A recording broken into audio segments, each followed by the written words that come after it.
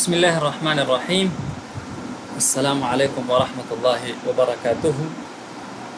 رسيدليو كتاب العربية بين يديك لمړی جلد نهم وحده پنځوسم درس. د کتاب درې وحدې یا درې برخې مو ولوستلې، اوس مفردات ته رسیدلیو. د دې درس هغه اصطلاحات، الفاظ یا نوي کلمات چې دي هغه لولو. لمړی العرض، پریزنټیشن یا پیشکش وړاندیز دی. انظر، وګوره، واستمع، واوره او تکرار کوه. اعد. معجم، ډکشنري یا پښتو کې ورته قاموس وایو. دفتر، کتابچه. قلم، قلم. ریال، ریال دا د کرنسۍ نوم دی، البته د سعودي ریال چلیږي، لکه دلته چې افغانۍ وي، په نورو هیوادونو کې ډالر او کلدارې، نو ریال د سعودي ده. او دینار فکر کوم د کویت دی، یا که سهوه شوی یم زه مطمئن نه یم، نه کویت ما لیدلی دی او نه مې سعودي لیدلی. المعجم العربي د عربي ژبې قاموس یا عربي قاموس. المعجم العربي د قاموس نوم دی، نشو ترجمه کوی. کتاب القراءة، لکه موږ او تاسو چې د پښتو ژبې کتاب لرو، که منهج پښتو هم وي یا که د دري منهج وي، نو د دري ژبې بیل کتاب لرو. همداشان د عربي ژبې منهج کې د عربي ژبې یو بیل کتاب وي چې هغه د لیکلوست کتاب وي، هغې ته کتاب القراءة وایي. کتاب القواعد کې بیا د نحو صرف د قواعد او ګرامر یو څه مجموعه وي. قمیص، قمصان، قمیص جمع ده. ثوب، جامې. ثوب یوه جوړه جامې، او پښتو کې فکر کوم یوه جامه نه وي که نه، جامې مفرد هم دی او جمع هم ده. قمیص عموما شرټ ته ویل کېږي که نه، د پتلون سره چې اچول کېږي. او ثوب هغه اوږدې جامې چې موږ تاسې دا د نورو هیوادونو لکه افغانستان، پاکستان او بعضې دغه هیوادونو کې چې اخیستل کېږي، ایران. او اثواب ډېرې جامې. خیار، بادرنګ. بصل، پیاز. طماطم، رومیان. سکر، بوره. علبة ملح، د مالګې ډبی. طبق بیض، د هګۍ پلیټ. تفضل، مهرباني وکړه. خذ، نو دلته د تفضل مهرباني وکړه د څه په معنا اخیستی چې واخله. ځکه موږ چې چاته وایو واخله، د ډېر ادب ته مهرباني، یعنې مهرباني وکړه. چاته چې وایو کېنه، مهرباني وکړه. چاته چې مخکې شه، مهرباني وکړه. نو دا تفضل د رښتیا 100% دقیق د مهربانۍ معنا نه ده. تفضل کله د خذ په معنی چې واخله. تفضل کله معنی چې مخکې شه. تفضل یا مهرباني وکړه معنی کله دا وي چې کېنه. نو دلته په دې د دکاندار او مشتري ترمنځ د تفضل معنا وه چې واخله. 20 شل. 30 دېرش. 50 50. 80 اتیا. بن کافي. دلته یو مهمه مسله ده کله چې موږ د حساب زده کوو اعداد تر لسو پورې 11 12 1 2 3 4 5 6 7 8 9 10 11 12 نور چې دي 10 په خپل ځای پاتې کېږي. 13 14 15 داسې. 20 شل.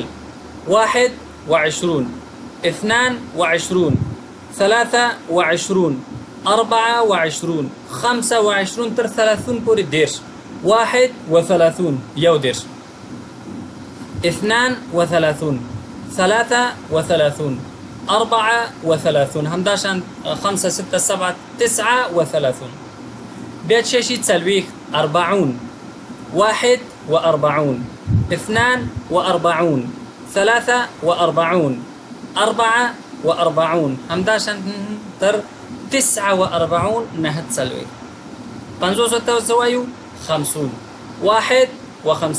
51 52 همداشان 60 شپېته 61 70 اویا 71 72 73 اتیا 80 81 82 همداشان دي 90 نوي 91 92 تر 100 سل.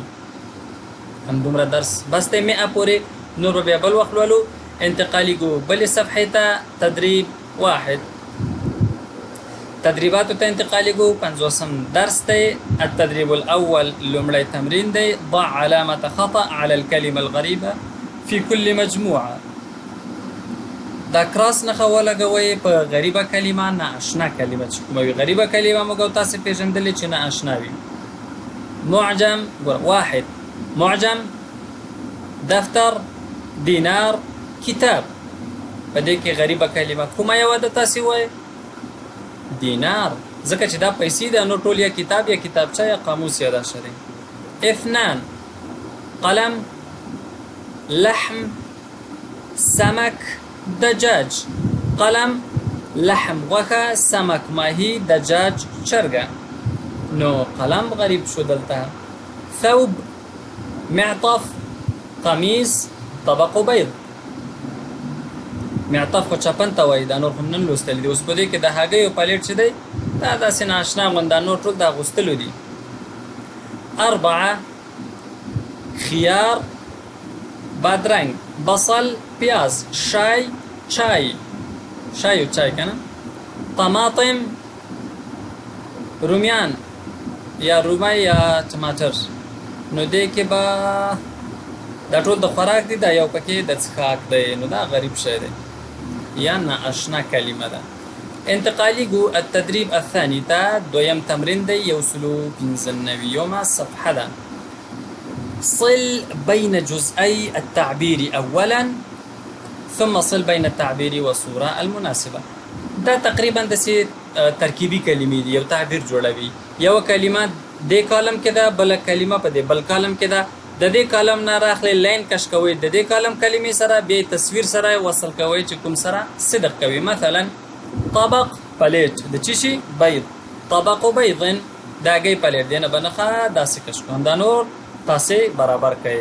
ویډیو سټاپ کړئ، وګورئ چې تاسې صحیح کړئ که غلط.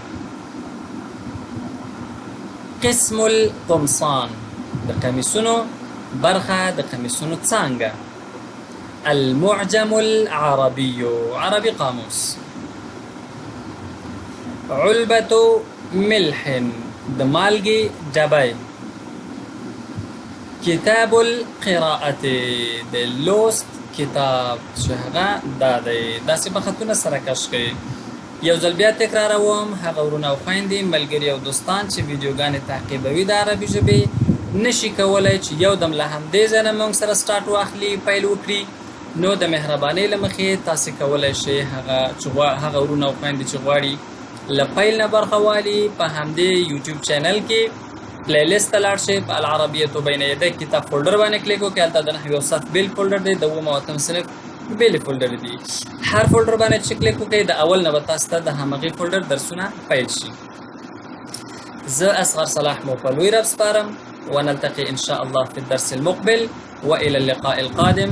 أستودعكم الله، والسلام عليكم ورحمة الله وبركاته.